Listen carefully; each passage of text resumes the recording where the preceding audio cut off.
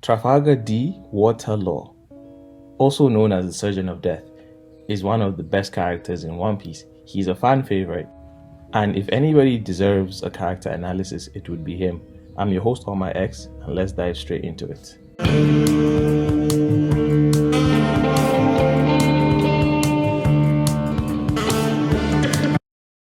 Law was born in the North Blue in a town called Flevens. That town had a specific ore called the amber lead, and it was only found in that time, so it was mined by that town. Unfortunately, this amber lead gave everybody in the town a disease called the amber lead syndrome, which wasn't fully understood by everybody in the world, and the government kind of spinned it in a way that made them look dangerous. So the surrounding countries around that town came together and committed a mass genocide of Law's town. So Law as a child witnessed the death of his parents, his sister, and everybody else that he knows at a very young age, but he managed to escape.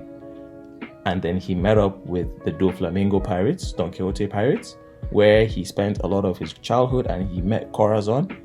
He developed a relationship with Corazon. It was more like a father-son relationship or a brother-father relationship, and eventually Corazon risked his life to obtain the up fruit that Law currently holds so that Law could eat it to cure himself from the amber lead disease. This sacrifice cost him his death at the hands of Doflamingo. Law then moves on to become one of the best pirates, or one of the most notorious pirates in the One Piece world, being part of the worst generation. Law later then delivers 100 pirate hearts to the government in order to become a 7th warlord of the sea, to use that position to achieve his further plans. Law then joins up with Monkey D. Luffy and his crew, form an alliance, and they end up going down to take down Doflamingo and finally Kaido, which brings us to where we are at the story currently. What makes Law so interesting? First of all, my man is always dripped out. From his introduction to Punk Hazard, even in Wano, with that helmet of his. Who pulls off this helmet more than Law? Even Kanye can't pull this helmet off. But apart from that, Law is a very laid back, chill, and cool character. He is always in his mind, and you could clearly tell that he has a brain, as opposed to our captain, Mugiwara Luffy. I apologize to Luffy for catching that stray, but it is what it is. But being with the Straw Hat Pirates, we got to see a different side of Law. He was willing to make a few more jokes and just be more lighthearted, but just because of the nature of the Straw Hat Pirates, you just cannot be serious around them. Like, for example, when we put Chopper on top of Law's head, from that point, this was the Surgeon of Death. And he currently had this cute raccoon dog on his head while they worked through Punk Hazard. So Law definitely does have a playful side to him, or at least he can be forced out if you really try. Law has had some interesting relationships across the line. At a young age, he was very close to his family, wanting to be a doctor just like his dad. He spent a lot of time around his dad and other people in his town, as it can be seen with him playing with the nun and his sister and everybody else. He then moves on to meet Corazon. Corazon, which he initially stabbed when they met, ended up becoming the closest person to him, or I mean like the most beneficial or most impactful person in his life, as Corazon ended up sacrificing his life to find the fruit that Law used to cure himself from the amber lead syndrome. And he was also the reason why Law escaped from the shackles of Doflamingo. Then brings us to the relationship with Doflamingo. Doflamingo killed Corazon, who at that point in the story is the most impactful, as I said, was the most impactful person to Law, and also made Law's life a living hell while he was in the crew. But interesting though, Doflamingo had plans in making Law his successor, but Corazon didn't see that life for Law and ended up taking him on a different path. Then finally, we have Law and the Straw Hats. It's very difficult to be around the Straw Hats and just remain stuck up. So Law, while he was with the Straw Hats, he had a very good relationship in them, in the sense of it was an alliance. And as we all know, alliances always end in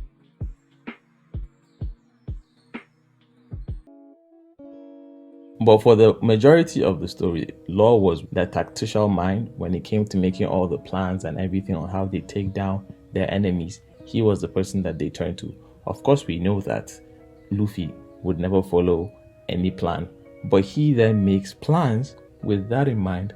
So that's just how the relationship with Law and everybody else in the crew was. As you guys noticed, I didn't mention his crew because his crew is ass. But just for the fact that they did something good recently in the manga, I would say, yeah, Law likes his crew too. And well, he has a panda and an ex-con. But that's about, oh yeah, and then the penguins. But that's about it. When it comes to Law's motivations, his motivations isn't just as straightforward as just finding the One Piece and becoming the Pirate King. Yes, of course, some part of Law actually wants to find the One Piece and become the Pirate King. Every pirate wants to be the Pirate King. But for Law, it's a bit different. He really wants to know the meaning of his name, the meaning of D. He also wants to find out about the history of the world and the ancient kingdom and the people that came before him, and why the D people are the enemies of the celestial dragons, as that has a lot of connections to him. First of all, he's a D, and Doflamingo is a fallen dragon or fallen god. So that's one of his main goals. I believe that's actually his main goal. His main goal isn't even to find the One Piece. His main goal is to actually find out the meaning of D and what happened in the Void Century. Initially, when we were introduced to Law, he seemed like a person that just wanted to get revenge on Doflamingo for the death of Corazon.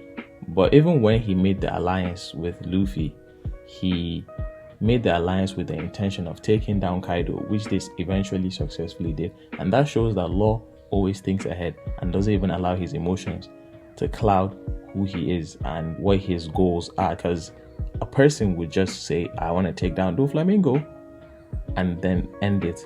But he went through knowing Doflamingo was the Joker and was essential to Kaido's business. He was smart enough to make the alliance with Straw Hats to take down Doflamingo, cut off the weapon supply that Kaido had, making it easier for the alliance and Momonosuke and them to take down Kaido, which was the biggest and baddest pirate in the world at that time.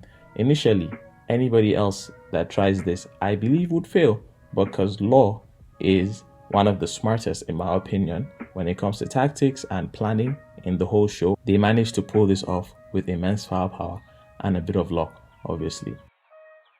In conclusion, it's clear why Law is a fan favorite when it comes to the community. First of all, his design is awesome. He's beautiful. He's just a beautiful man. And he's cool. He has good moves. He's also smart, and he's friends with the Straw Hats. What's not to like? He's also been very beneficial to the story and the journey of becoming the Pirate King.